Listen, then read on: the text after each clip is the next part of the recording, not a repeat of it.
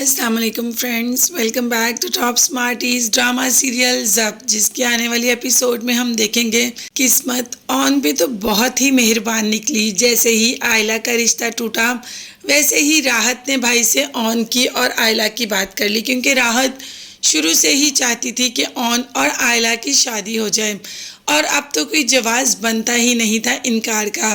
تو اون اور آئلہ کا نکاح ہو گیا۔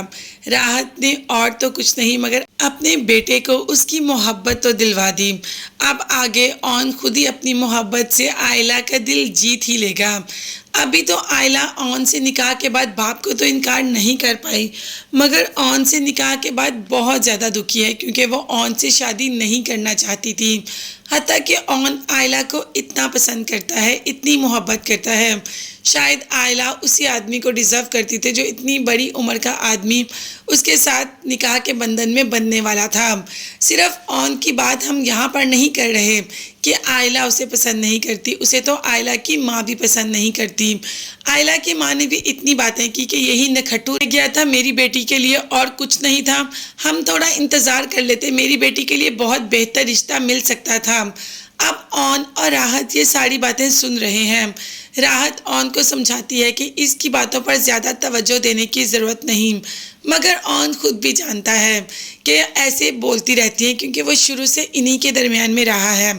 اب راحت اپنے بیٹے سے بات کرنے کی کوشش تو کرتی ہے، مگر اون پھر ماں سے چلا جاتا ہے۔ ماں کہتی ہے کہ تم ایک دفعہ کبھی تو مجھ سے پیار سے بات کرو گے۔ جیسے ہی اندر جاتا ہے تو آئلہ کا موڈ دیکھ کر تو خوف زدہ ہی ہو جاتا ہے۔ آئلہ تو اس وقت بالکل آپے سے باہر ہوئی ہوتی ہے، جو کہ اون جانتا بھی ہے۔ اون جیسے ہی آئلہ کے پاس بیٹھ کر کچھ کہنے لگتا ہے کہ آئلہ تو اون کو آگے سے پڑھ ہی جاتی ہے کہ تم نے ہاں کیوں کی، تم لوگوں نے میرا اور میرے باپ کا فائدہ اٹھایا۔ اگر اس وقت میری نکاح کسی اور سے ہو جاتا تو آج میں تمہاری زندگی میں شامل نہ ہوتی۔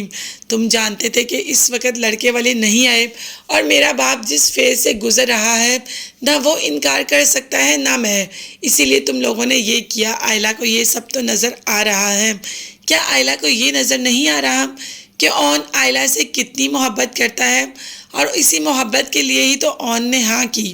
خیر رملہ کو تو جیسے پتہ چلتا ہے، رملہ تو بہت زیادہ غصے میں آئلہ کے پاس آ جاتی ہے کہ تمہیں پوری دنیا میں اون ہی ملا تھا شادی کے لیے، تو آئلہ نے بھی کہہ دیا کہ تمہیں پوری دنیا میں احتشام ہی ملا تھا شادی کے لیے۔